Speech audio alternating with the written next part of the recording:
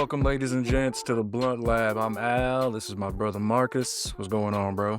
I'm just chilling, bro. How you doing, man? Chilling, man. Just chilling. Want to remind our listeners, subscribers to check out NISH, the producer of our intro track, Trap Sex. You can find his music on YouTube and SoundCloud. Right on. Also, check out my nephew Nathaniel at Levity Creations. If you need any artwork done, please feel free to hit him up. So I guess let's get right into it, man. Did you check out the UFC? I did, man. John Jones is the GOAT. It's GOAT stuff. Hey, I'll say this. I just hope that all the things that he said post-fight, like, I actually hope that this is him on the straight and narrow, because I feel like as great as he is, there's still part of me feels like he's almost a wasted talent. Not fully, because like I said, he's done so much, but like, I feel like if he would have had like a clean track record, like, I don't know, there wouldn't be any way to doubt anything that he's done, you know? But I mean, he's come out and said, you know, I've changed, I've done this, I've done that, and blah, blah, blah. And he still went ahead and, sniffed some cocaine, beat his girl, get into a car wreck, leave the scene, amongst other things. Like, he's proven to be not a very nice guy. facts. But I will say that I do like the digs that he's taken at Dana White. Because, Dana White appears to be one of those devil worshippers who has a problem with God. So John Jones continuously thanking God is taking a dig at Dana White. And I like saying that because Dana can't, Dana specifically told him, you should just keep your, no one wants to hear about God and blah, blah, blah. Keep that to yourself, all this other shit. Like, hey, dude, how about you just shut the fuck up? The guy want to fight. Let him think who he's going to think. Who the fuck are you to tell a guy who to think? Who the fuck are you to tell somebody what to say about the people they believe in? I mean, everyone else in their mama gets to preach about what they believe, how they feel, what they identify with. So why the fuck can't he thank God?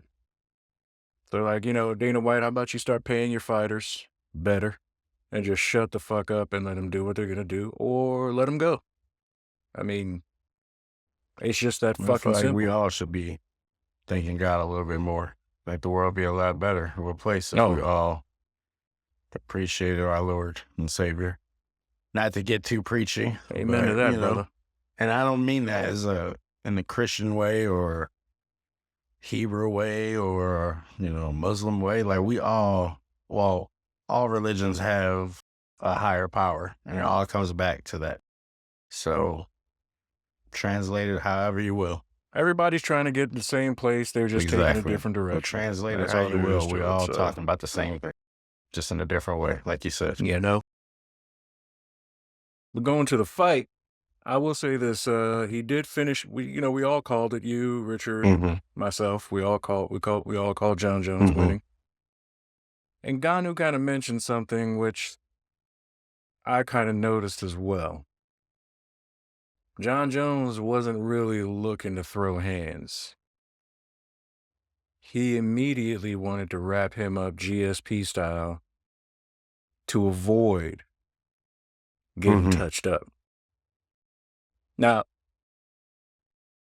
seeing that choke, I mean, man, most folks didn't know. Like, I knew what he was doing because he did the same thing to Lyoto Machida, but standing up. Caught him in the same position. Like, folks were like, oh, he doesn't have him.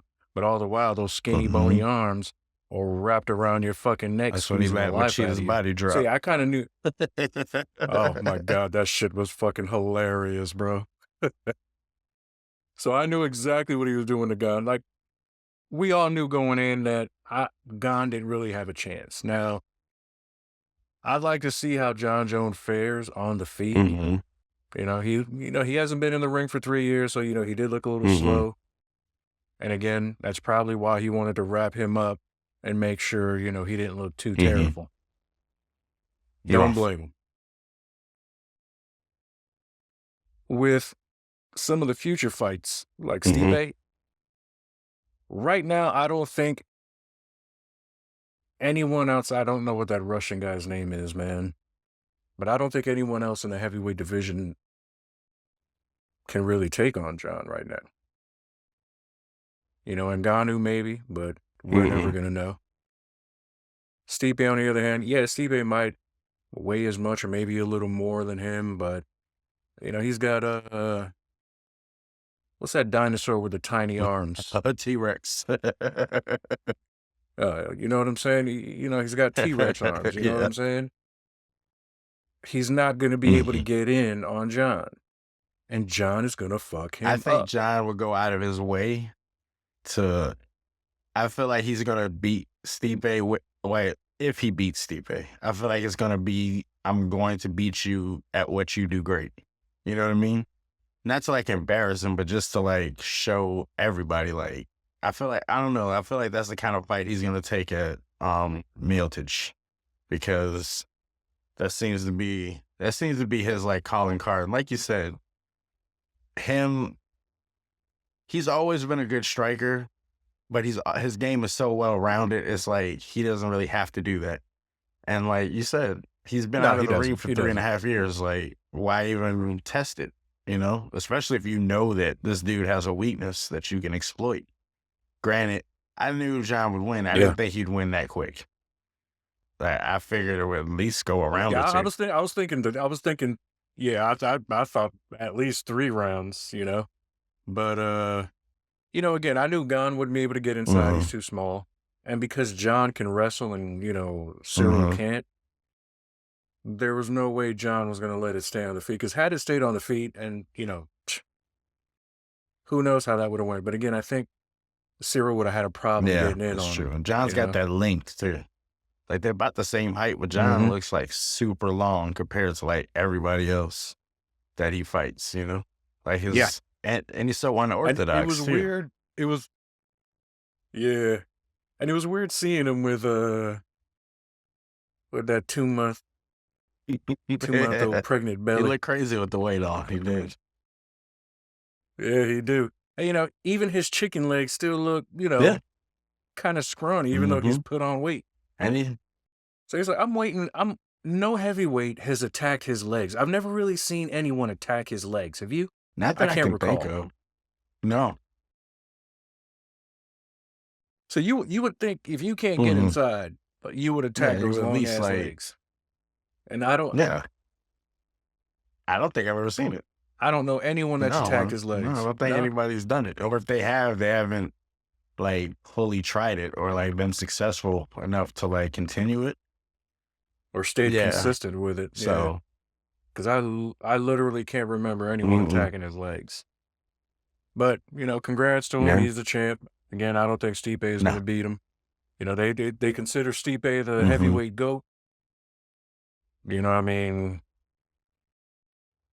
I don't know if that's a stretch. But... I mean, I guess the UFC's version, like, I would think if I'm talking heavyweight GOATs, I would say Fedor overall, like mixed martial arts.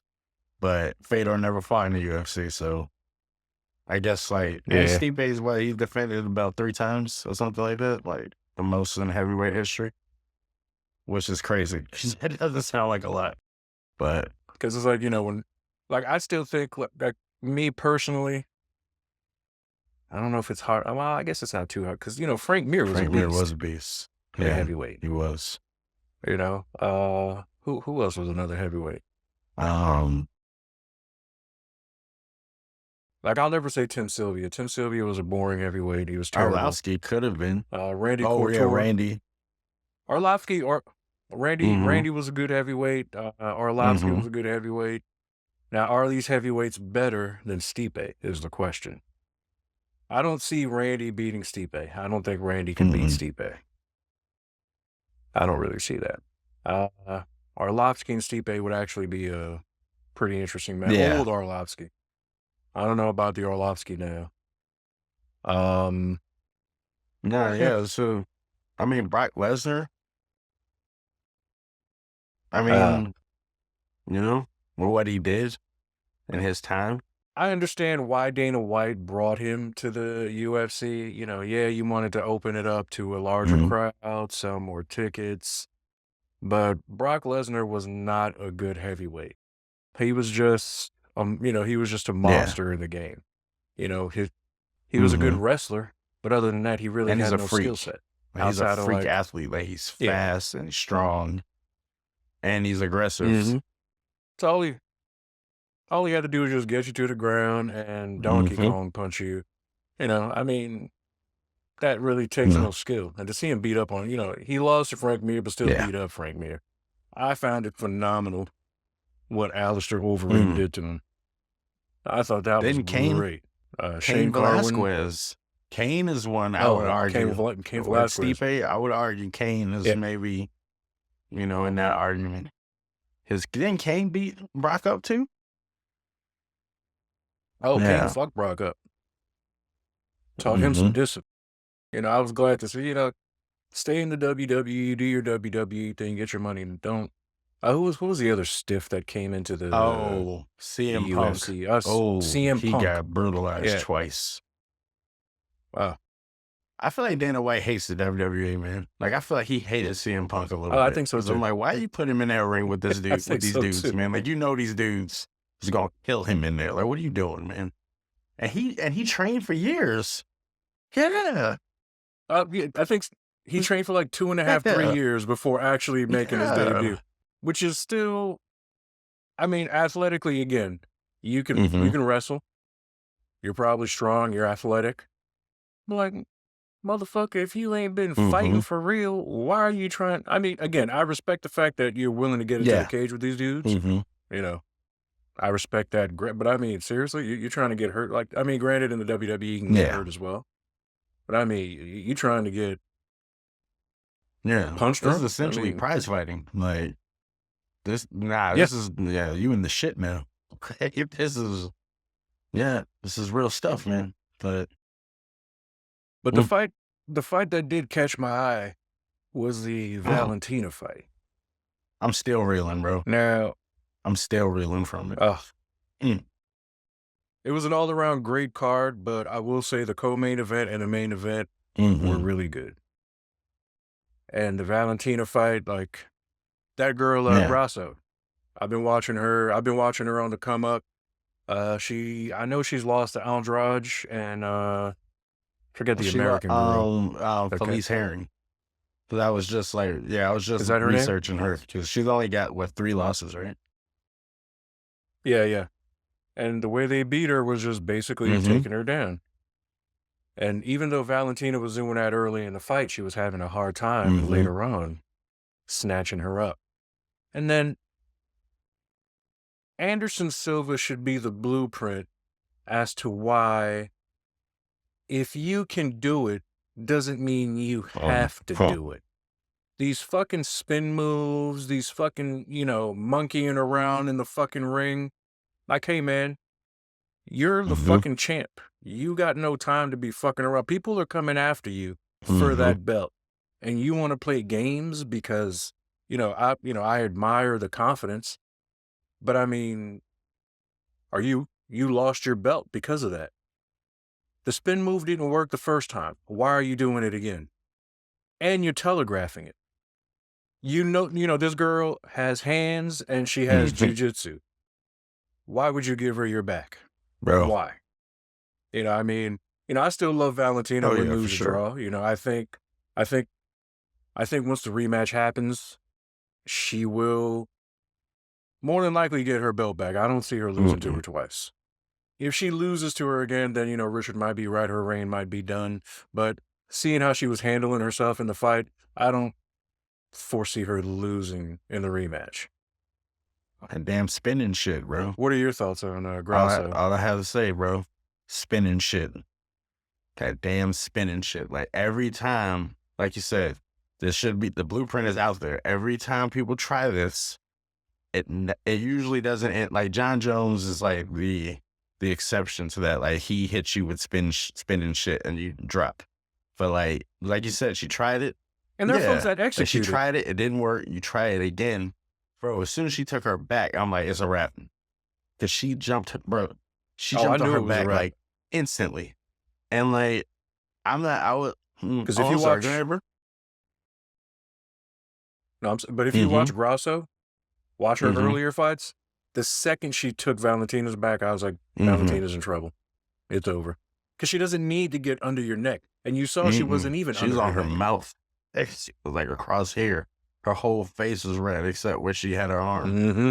Like, I wasn't too familiar with Grasso, but like, hey, she's got a fan out of me, or she made a fan out of me, because she's Oh, tough, yeah, man. man. We got 2 Mexican She's champs. tough. She's got good hands, and like, it was Yeah. weird, like watching the fight early, even though Valentina was getting her down, like she wasn't keeping her down. And then when they were back on the feet, like I felt like Grasso had No, she the wasn't. advantage, and I was like, I've never seen somebody like make Valentina look like that. You know, even with her Nunez fights, she didn't look like, I just want to get you to the ground and like control it. You know, like she would trade. But I'm like, Grasso she was catching her, man. Like, I don't know. Oh, Like Valentina, solid. I don't want to say she was hurt at points, but like she was definitely uncomfortable with the striking, you know, in my opinion. Oh, she was stunned. I can tell. I can tell you she was stunned on a couple of the shots that Yeah. Grasso landed. Because there was I can't remember what round it was where Grasso landed a solid shot to her face, and she like almost did a chicken dance but caught herself. But Grasso's tough, man. Grasso's nothing to fuck with, she's man. tough. I mean, she is a beast, and you know, I say that Valentina's gonna win the next fight, but if Grasso beats her again, man, then I will have to agree with Richard that Valentina's reign is done. Possibly, yeah. I mean, she's held the division down for years, 'Cause there's though. not- So, shout out to Valentina, Yeah. man. I mean, she's pound for pound up there, man. She's easily in my top 5. Easily. Oh yeah, Easily. Like she ran away. I don't want to say she ran away, but she left the division Amanda was in because she knew that she wasn't going to beat Amanda. I don't see another division that she can go to. Strawweight's too small, isn't it? I don't really. Because she's flyweight right now. Yeah, I don't feel see like her she'd have losing to cut too much to get to straw. So, but I don't know. I'm kind of in the middle because like I feel like Grasso showed a lot in that fight, but at the same time, it's like I could see Valentina coming back and getting her belt like Nunez did with Pena. You know, like you caught the champ slipping, you got him, and then you know, and they learn from that shit. But like you said, if Grasso comes out and beats her again, and then hey man, it happens. You know, it don't seem like it would like happen this way, but like every title reign, it usually does happen with like one, and then a second one, and then that's a wrap. I just hope for Valentina's sake, like she doesn't just keep fighting, you know, to try to like regain that. It's like, bro, if you start losing, just wrap it up, man. I hate to see great ones like look just terrible at the end, like how Chuck Liddell looked at the end of his reign. I don't ever want to see nobody go through that again. I was watching clips. I'm like, yeah, I was watching clips where Rashad Evans put him to sleep. I'm like, Dana White, that's your boy, man. Like, that's supposed to be your friend, like your real friend. Like, why are you signing him to fight anybody? Like, dudes is blowing like wind at him and he was dropping. It's like, come on, man. Hey, come on. And speaking of champs that are going to get their belts back, Kamaru Usman. That is an event that is coming up. I believe I'll be in state with you. I don't know that I'll get to see the event that night because I'll be at a function, partying up in my Bruce Buffer tux. But the Kamaru Usman fight, the first fight, he was beating the shit out of Leon Edwards. Beating the shit out of him. That's the second fight, isn't it? And got caught. Because I think that Leon Edwards and Kamaru fought when they were young guys, like pups. I don't think they did. I thought that Leon Edwards had fought him. Oh, yeah, they did. Usman won, but it wasn't like anything crazy. And then this second, like you said, he was no. Kumar just he was beating Leon's ass. Like, let's be honest, like that fight was over, and then it was over. Like Leon looked defeated before he got that kick to his face. Now, with Usman suffering this, I don't foresee him allowing that to happen a second time, especially considering I know for a fact Leon's probably done nothing to improve his wrestling or his takedown defense. And we all know Kamaru Usman is going to make sure he slams him around like a rag doll and punches his face out. So I see Kamaru getting his, we'll discuss that later, but that's another champ that's going to get his belt back. I don't see Izzy getting his belt back. I see Izzy getting knocked out again. I'll just call that right now. Sorry, Izzy, but you know, I hate to say it. I agree, man. I love Izzy, but I feel like Paeta?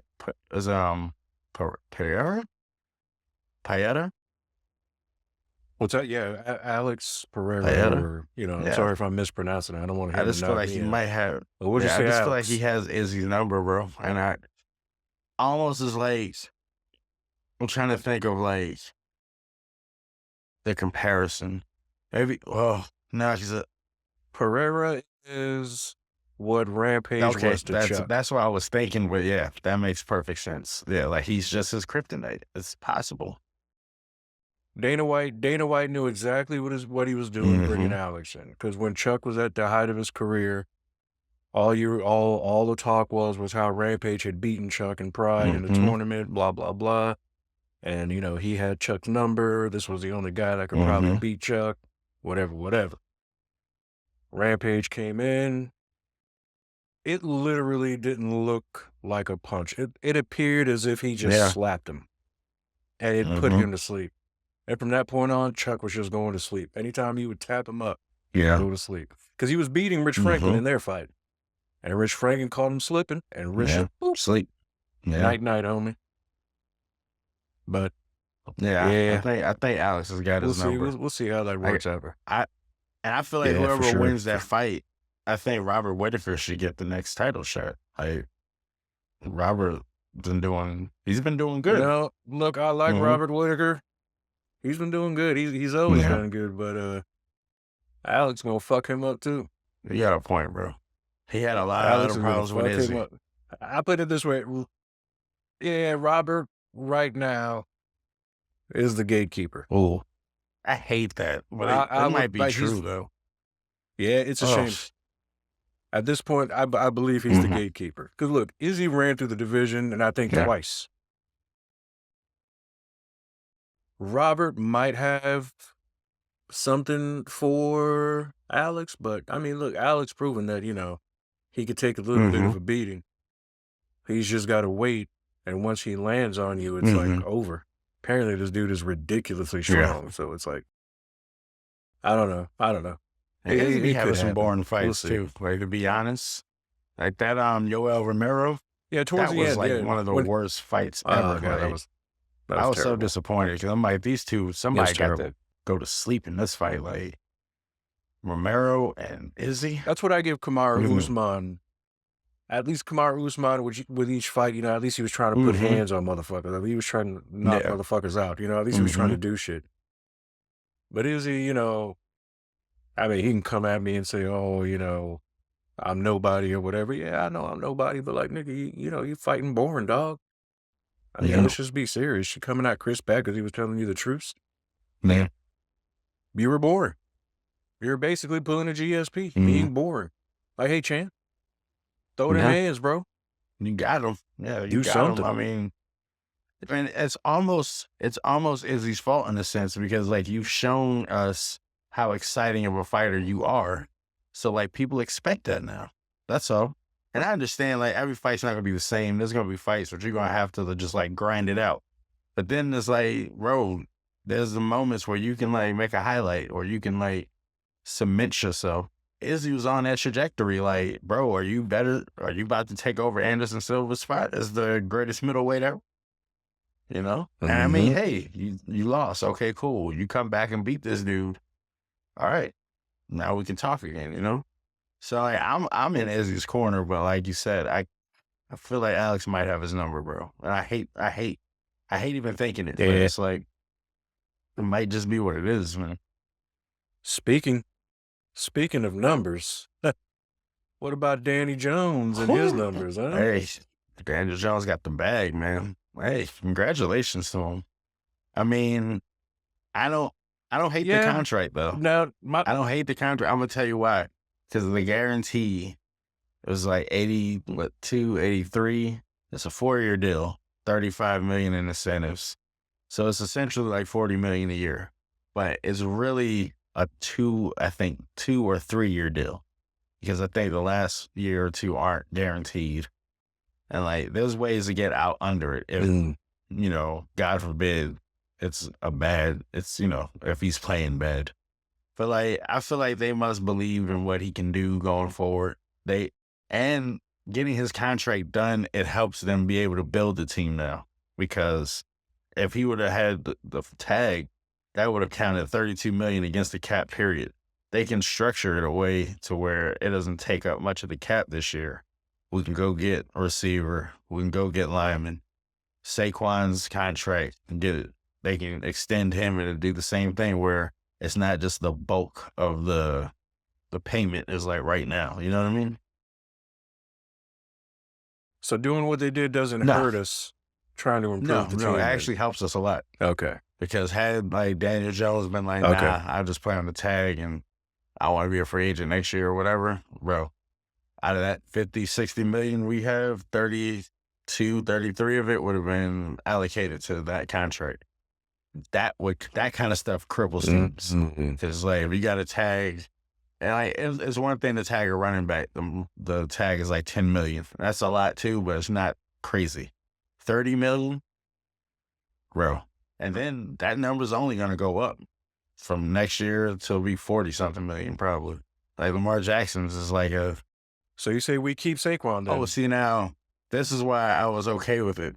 And they were saying like Saquon's probably frustrated. And I understand that because you want the long-term deal.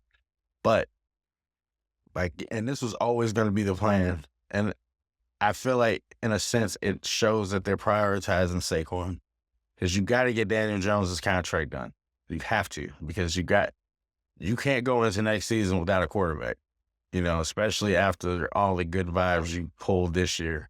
You go into next season with fucking Jimmy Garoppolo or Cooper Rush or somebody else's leftovers or whatever. Like Daniel Jones showed enough to where he could at least, if you give him some weapons, let's see what happens. Because he played good without any. So let's see what he can do.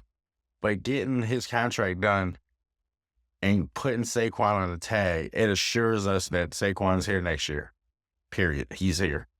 But it also stops him from becoming a free agent, because had we not tagged him, he would have been an unrestricted free agent and he can go do whatever he wants. And maybe he feels disrespected, he leaves us for less than what we would give him. You know what I mean? Like, people, there's players have done stuff like that where they're like, you know what, you didn't give me what I wanted when you had the chance, I'm bounce.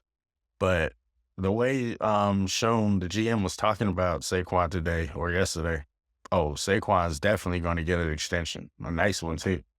He was talking about how he's a captain, he's the face of the league, or the face of the team. We love him here. He's a great teammate, he's a great dude. We need him, all that good stuff. So I'm like, the 10 million isn't great, but I know he said he didn't want to reset the market. And the market, Christian McCaffrey uses like 16 a year. So I'm thinking, if you can get him at 14 and a half, over 4 years, 5 years, wherever, why not? And then like you said, make the contract be incentive-based too. Like, give him his base as a nice number. But hell, give him an option to make an extra $1 or $2 million every year if you hit 1,200 yards rushing, 10 touchdowns, or a couple, 200 carries. You know what I mean? Like, just like certain numbers that he can hit that he'll definitely exceed. And hell, maybe he would reset the market if he's hitting all of his incentives. But I don't know. I feel like they did it. I feel like Sean was telegraphing us the entire offseason, getting this contract with Daniel Jones done was important, because had they not got that done, they would have had to tag him, which would have fucked our cap up. And then Saquon's probably out because you can't tag him and then let Daniel Jones leave. You know. Then again, I don't know. That's gambling in my opinion. Because you could be like, hey, go see what contract you like. What the Ravens are doing to Lamar Jackson. Like, go see if somebody wants to pay you whatever you want. Yeah. And then if somebody does it, you're looking crazy now. You're like, oh, okay, we lost Saquon and Daniel Jones. Like, great, good job, guys. You know. So I don't know. I just know that it helps us going forward. Look like Derek Carr front him. Well, Yeah. I hope that. I hope so. But I see Derek Carr found himself a new home. You got him. Derek Carr keep getting $100 million contracts, bro. Good for Derek Carr, man. Hey, the Saints got some talent, though. You can't, like, people can't sit here and tell me that the Saints don't have talent. If Michael Thomas is healthy, I don't know if he's there. Oh, Michael Thomas is extremely happy. Oh, is he? Oh, okay. Nice. Yeah, he tweeted. I think his tweet said, "Thank you, Jesus." Okay.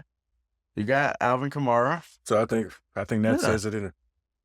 And that kid, Olave, Chris Olave, the receiver, he's special, bro. He's going to be special. Yeah, dude. Yes, he is. So, like, yes. Oh, you know what? Speaking of Olave, when the NFL does come back, I'm in this fantasy league the day of the draft. I'm gonna want your help, bro. So we can cover that. Take care of that. So let's talk. Let's talk about let's flip to the NBA. I already know. Go ahead. Ja, I'm a dumbass Morant. Well.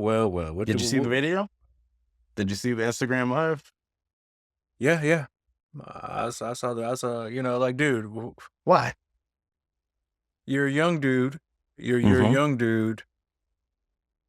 You've seen players before you who have done dumb shit like this.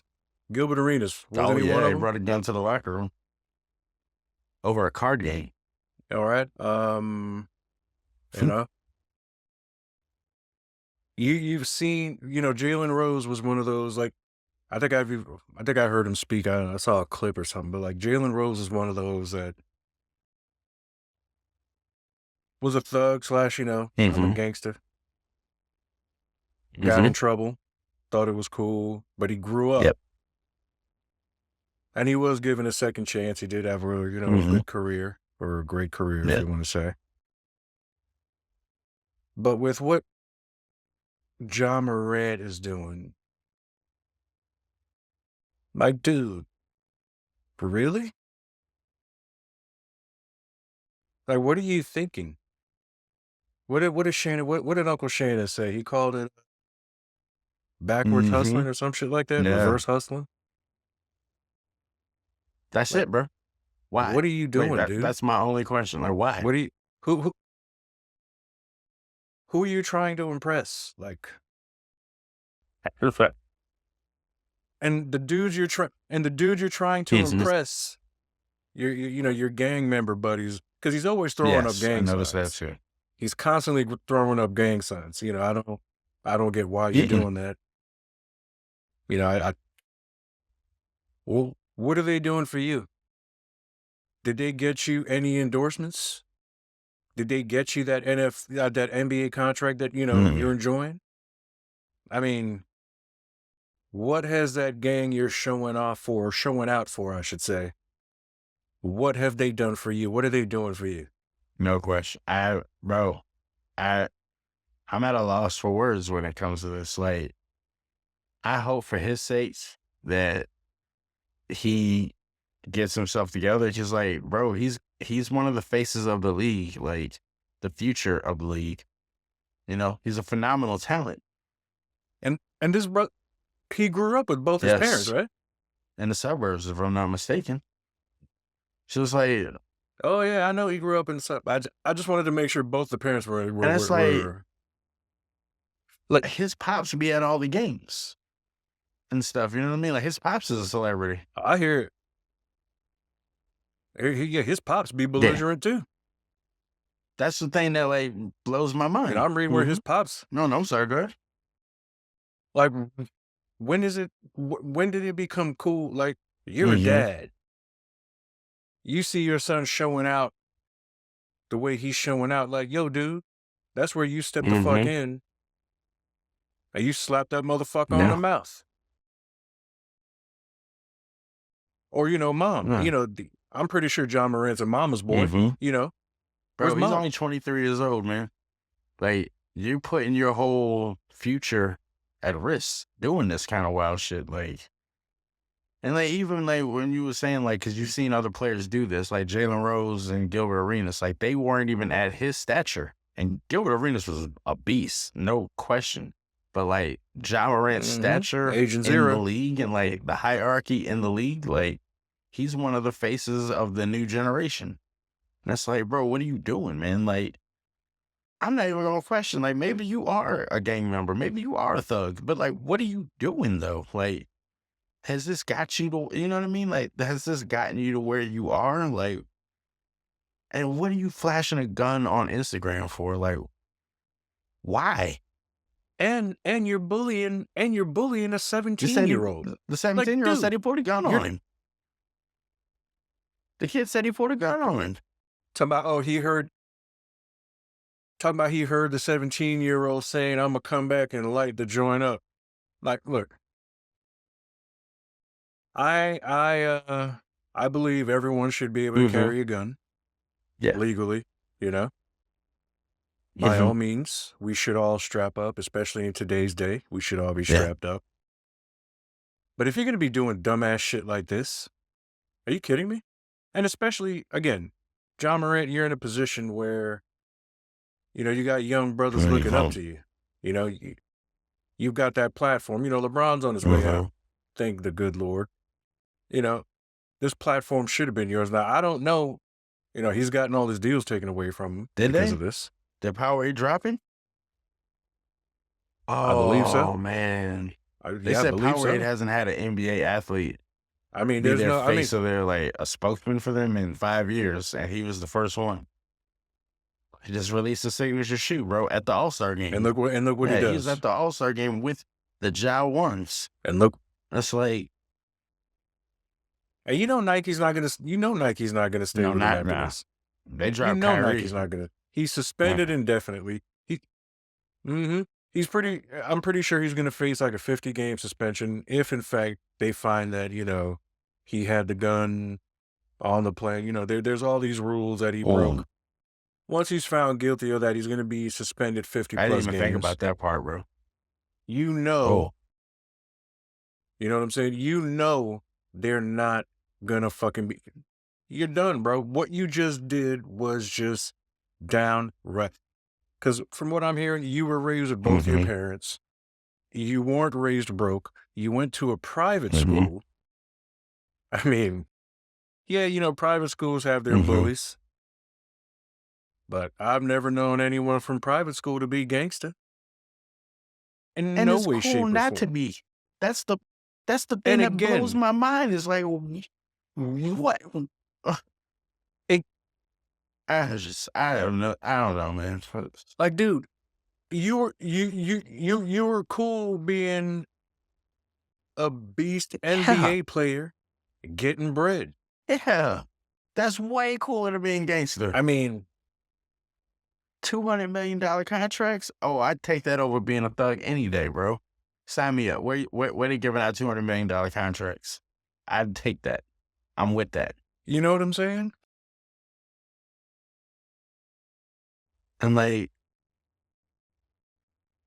dude's game has gotten better. Like, every year he's progressing. Now, I will say, him winning most improved player was a joke because this dude was the number 2 pick in the draft. He was supposed to be great. He was pretty good. He was a rookie. He was a rookie of the year, if I'm not mistaken, because Zion was hurt. And he was pretty good, and then he was good, and now he's great. It's like, bro, that trajectory was already there. I'm at a loss, bro. I don't understand it. Here's my thing. Him and Dylan Brooks him and Dylan Brooks like to act like they're gangsters, but they like to wear girl clothes. Then you're going to pull your gun out because you know you can't fight. A 17-year-old had you go get a gun. What does that say about you, dude? It says you're bitch made. A 17-year-old made you run in the house and get a gun because you're bitch made. Is that what gangsters do? I mean, I know, gang members like to kill their own, shoot their own kind, rob their own kind because they think that shit's cool. But I mean, do we run in the house to go get a gun because a teenager makes you nervous? Is that what we've come to? Like, really? I think I've got a clip of Ja Morant in the hood being gangster. Let's take a look at it. I'm in the ghetto. Ra-ta-ta-ta. Ra-ta-ta-ta. Look at that. I'm in the ghetto. Ra-ta-ta-ta. What's up, gangster? What's up, gangster? Look at this gangster right here. Look at this gangster right here. This is Ja Morant right here. Wow. Yeah. Ra-ta-ta-ta. There you go, gangster. You punk ass bitch. Ra-ta-ta-ta. Wow. Pulling guns on a teenager. It's such a bad look, man. It's like I Punk know, ass. like, Colorado police investigated because I guess because it was like the IG Live was in Colorado, like they were on a road trip. So they said they dropped the investigation, so whatever. But the NBA, they ain't got nothing to do with the NBA. Like, bro, you brought a gun to, I don't care where it was. Like we said, you are one of the faces of this league. And that is a bad look, bro. And and another thing that you said, and this is the part I don't want it to get lost, like Ja Morant, his story, like coming from a small school and becoming what he is, like a lot of kids, a lot of young people look up to him. Like he's exciting to watch. Like the dude can hoop. He's gotten better each year. He's not the physically like the biggest guy. So it's even like more impressive when he like dunks on people and like jumps over people. So it's like, bro, you're inspiring people. Like, is this the message you're trying to send out? Like, this is what you're inspiring them to be? Like, I don't understand it, man. I don't understand it. Like that, like you said, that hustling backwards is weird to me, bro. Like, you got what people hustle to get. You got that off your talent. But now you want to give it away because you're trying to be quote unquote real? Spare me that. Miss me with that nonsense. Like I don't know. Hopefully that cat gets himself right, man. When yeah, I mean I do too, but I don't really see him. I mean, maybe Skechers will sign, give him a sneaker. I mean, who knows? Yeah, they need an NBA athlete. I mean, they need an athlete. They need a person. Yeah, I mean, at this point, I mean, we all know Nike's not going to ride with him. We know Adidas is not going to ride with him. I mean, after this, would you want to ride with him? I mean, it's tough, man. I know I wouldn't. Tough.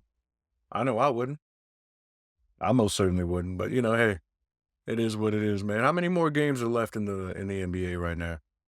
Like 17? Something like that. Yeah. Like, I mean, I know every team is different. Like, some teams might have like 18, but yeah, about 17, 18, something like that. It just saddens me that my Magic aren't going to make the playoffs, man. I don't think they're going to make the playoffs, dude. They shouldn't be trying. I'm just glad that they had. Honestly, bro, they shouldn't even be trying because this is the year that you don't want to try to win. If you're not very good or you're young, like, you see what Houston's doing. Houston's actively losing games, bro. Like, you watch how they play, they're trying to lose, bro. Like, 'cause there's no way that they look this crazy. I mean, I give Orlando credit. I hear Houston's not a good place to play for. I don't think so either, man. I mean, I wouldn't want to play there. I wouldn't want to play in Texas. I wouldn't want to do anything in Texas. I hate it for Coach Silas, though. Because, I mean, I would give the NBA credit. There's a lot of black coaches in the NBA. But I feel like every black coach gets a rebuild. And I don't like that. And like he's gonna get fired in a year or this year, and he might not get another opportunity with an actual chance. Like Houston is terrible. Like when they traded James Harden, they've been terrible since. And like at least like Orlando, and I was gonna say I give them credit. They are trying to win, and them boys are gonna be really good. They're all so young, like they're gonna be really good. But yeah, man, I love that kid. I'm just happy. I'm just happy that Orlando has had the Boston Celtics number all year long. The Knicks have too. Fuck Boston. Yes. The Knicks just beat the Boston not that long ago. The Knicks have been on a nice little. But the Bucks are looking good. Oh, the Bucks, man. I think the Bucks are the class of the East. Like I've felt like that all season. Until somebody shows me how you can stop Giannis, like I'm just gonna assume that they're gonna be there when it's all said and done. Yeah, it's not happening. Because I mean, the Boston, from the clips that I've seen, they look good. But I've been watching Buck games because my wife loves Giannis. She loves the Bucks. The Bucks look good, man. Even when their guys are hurt, they're pulling it out. They've got enough stuff around. And I don't like what's his name. What's that dirty motherfucker's name on the Bucks? He's probably the only one I don't like. That white boy. From Duke. I can't remember his name. I know you're talking about. Yes, Allen Grayson. Grayson, the dirty motherfucker. Allen. He's like the Mac Jones of the NBA, dude, bro. So like Mac Jones is getting that rep. You seen the stuff Mac Jones be doing? What he did, what was it, Brian Burns in Carolina last year when he twisted his ankle? And like all that dirty stuff Mac be doing. Them boys was like one of the same, man. Yeah. But who's another Chris Paul was another dirty Chris motherfucker. Paul. And see, they'll say that, oh, that's just being crafty. Nah, that's just being dirty. And it's okay. You can say that. John Stockton was a dirty player. Being dirty. It's okay. We know that. When you're little like that, you gotta have some kind of advantage. I get it. I'm telling you. You know what I mean? So I wanted to, before we wrap things up, did you watch the Chris Rock special? I'm glad you asked. I have not. I'm going to watch it. I've heard nothing but good things about it. I've heard clips of it, like from some of the like him addressing what happened, and like, hey man, shout out to Chris Rock. Like he should have his moment to talk about it. For one, he's a fucking comedian, so I don't know. Now let me ask your opinion. Let me ask your opinion. Let me ask your view on this, because my sister believes that Chris Rock hates black women. What are your thoughts on that? Inquiring minds want to know. Okay, because I'm just gonna say that he doesn't, not knowing the full context. I feel like I've heard him address this before in talking about black women. I feel like if a person's critical of a particular set of people, I don't think that necessarily means that they hate those people. Maybe that he just has a higher expectation of our people. I feel the same way in certain aspects. Like, I want better for us. We need to be better. I'm not going to sit here and blow smoke up people's ass because, I'm black, so I got to be down for the... fuck all that, bro. We need to be better, period. We all know that. And if you don't know that, you're a part of the fucking problem. That's it. And what do you think, like, what are your thoughts on folks saying that he's been attacking Jada for a long time? Like, he can continue, there's probably something going on as to why he's attacking Jada. So if they talk about that, was the Oscar So White year, and he hosted, and then Jada was like, oh, he shouldn't have done it, and we're boycotting it. Oh, yeah. And he was like, well, ain't nobody invite you anyway? Okay, where's the lie, though? Yes. Where's the lie? What was the last thing that Jada made, and we was like, oh, Jada could win some awards for that? Not never. So like, what are we talking about? I mean, the last thing, as far like the last recent thing that I can remember Jada being in was Gotham. Okay.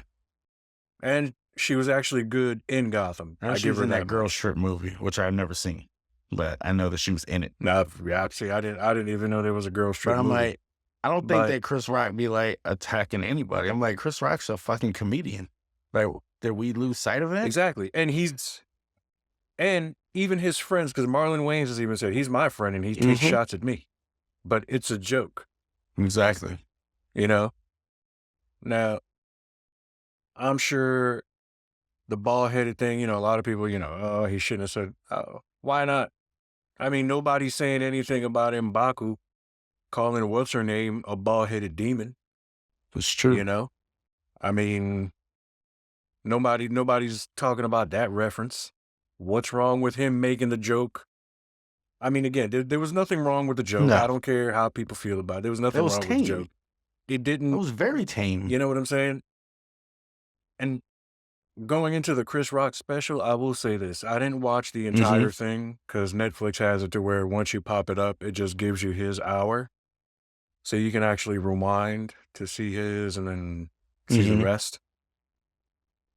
I might have chuckled a few times. It wasn't really that funny to me. But I did get what I wanted to hear in the last 10 minutes of the special, which is his reaction to the Will Smith slap. This nigga goes in. Yeah, I've heard the clips of that. I love it. I love it. I wish he would have took more than just 10 minutes to like really let us know how you feel. But I mean, the rest of it, he made some jokes. Like I love terrible jokes. I love offensive jokes. But he was making these jokes about like baby killing. That the first couple of jokes were okay because it's Chris Rock. You know what I'm saying? But the more he got into the baby killing thing and like the baby eating thing, and I'm like, you see, this is where those folks are gonna just lump you into that conspiracy that there goes those Hollywood people eating babies and drinking baby blood and sacrificing, doing this and doing that, and it just got to a point where like, wow, you could have ended that baby killing joke a little while back and move on. But for the most part, it didn't really make me laugh. There were, again, I did chuckle at some things because some of it was funny. There was some of the shit he was saying about Will Smith was kind of funny, and Jada. And again, he was telling the truth because, if I didn't say it before, I'm going to say it again. Jada is a filthy hoe. Jada's the real problem. We can just... I think more so than Will. Like, I feel like Jada's definitely the real problem. They're both the problem. They're both the problem. And there's a question that I want to address in the episodes that we're going to do when I am in Florida with you. Because we're going to have a couple of people on the cast. So this way we can actually have a discussion about the Smiths. This question was recommended to me by my younger brother. So I figure, it's something we can toss around and have fun with regarding the Smiths. But it's something that Chris said. Will Smith is the problem. It's something that he said in the special where it's like he didn't want to know anything about their personal life, but then they put it on the internet for everybody to see. Exactly. And that's what, that is one of the greatest points. It's like, don't nobody have to know y'all's personal shit unless you telling everybody. So I understand, like, Will's being maybe tired of hearing stuff about it. But, bro, you went on that show and did that. You sat there and cried and became a freaking meme because she's sitting here talking about having sex with this dude. And I always ask this question, bro. Where was this energy for August Alsina? You gonna slap Chris Rock. Exactly. Why ain't you slap August Alsina? You always got a camera crew around you anyway. Go slap this dude. I could respect Will on that one. Be like, you know what? I get it. I ain't gonna say respect him. I'd understand that because it's like that is some personal shit. Chris Rock making a G.I. Jane joke, bro. That's like the most tame. We talking about Chris Rock. Tame. He could have went in and like, come on, man. I don't know. I can't get behind that like that. Like, oh, he shouldn't have said that. How the hell he supposed to know she has alopecia? Hell, I didn't know that. Did you know that? I never even heard that. I've heard of that. I thought the bald-headed thing was a style. She's always had short hair, so I figured that was what she did. I mean, I've heard of alopecia. I've heard of alopecia, I didn't know but I didn't know she had So it. I'm like, why would I assume that anybody knew that? Nobody I talked to knew it. So, okay. Because I'll say it openly. When he made that joke, it made me laugh. And I thought it was a compliment. Like, G.I.J. was cool, man. G.I.J. wasn't bad. You know? What? Whether he's been digging at her for 2-3 decades or whatever the case may be, you know, maybe something's going on, whatever it is. I mean, still, the joke was funny. If you didn't, to each his own when it comes to humor. If you didn't find it funny, fine. That's your opinion. You're entitled to that. I thought it was funny. She was on his show. You know what I'm saying? You remember the Chris Rock show that he had on HBO, the talk show? She was on there. I thought that I didn't know there was any friction with that. With him. Maybe, I don't know. Maybe he was trying to get some hedge. He didn't want to give him none. There was a little bitterness. I mean, who knows? The Smiths get down to some. But either way, they're some weirdos, bro. That's where I'm at. Smiths are some weirdos. Looking at their kids too. Oh, they definitely some weirdos, bro. That's very weirdo activity. Yeah. We're gonna, I think we're gonna have some fun when we come down to Florida when it comes to the Smiths. But nonetheless, the Chris Rock special wasn't that funny. You check it out. You let me know. We'll discuss it again. I'm gonna look. I'm gonna check out the Marlon Wayans one because he has one on HBO. Saw that. I got it on my list. Which is basically, I didn't watch it yet though. Yeah. Which is basically covering the same stuff because he's friends with all of them. So I didn't like. I didn't like Chris's last special was Tambourine. His last Netflix special. I didn't like that one that much either. I mean, I love Chris Rock. I don't think I saw that. I love like bigger, blacker, like old school, like 90s, early 2000s stand up. Chris Rock was top notch. Like you said, I feel like I chuckle at some of his stuff still, and I mean he's a legend, so I can't like dismiss it. But at the same time, like I'm only really going into it because I want to hear what he's got to say about it. And like I don't know, I was watching this thing. They were talking to like sources close to Will Smith were saying that he needs to let it go, and he's this, like he feels this kind of way. Like I don't give a shit how he feel. Like you embarrassed that man. What are you talking about? You went up there and assaulted him. You sit back and you assaulted him on. And I hate to even make it this. You as a black man went on global television, not national. Like the Oscars are aired everywhere. On global television, and slapped another black man. And you always talk about on a historic night. And like, what? Because he made a joke? Now, I was like, if he would have just been like, if he would have just yelled what he yelled, that keep my wife's name out your mouth, I'm like, you know what? Even that would have been too far. That's a whole lot better than assault. Or you could just be a man about it. And like, after he finishes his intro, what he's doing, you holler at him, be like, hey man, she's got this going on. I didn't like that. Okay, cool. Bet. We good. My bad. I can own that. But Will just come off looking like a fucking sucker. Again. Bro, she made this dude a sucker with the meme, the crying meme. That took over the Jordan crying meme. Like, that was like the crying meme now. And now you look like a sucker again because went up here and slapped this man because she ain't like a joke. Like, come on, bro. And do better. It's a damn shame. It is a damn shame. But definitely check that out. And our next show won't be until I come down there. So I want to go ahead and shout out, thank all the folks that are listening. Thank you. Supporting, subscribing, spread the word. It'll be deeply appreciated. Listen to us on YouTube. Listen and watch us on YouTube and all the other podcast platforms. Follow us on social media, TikTok, Instagram, Facebook.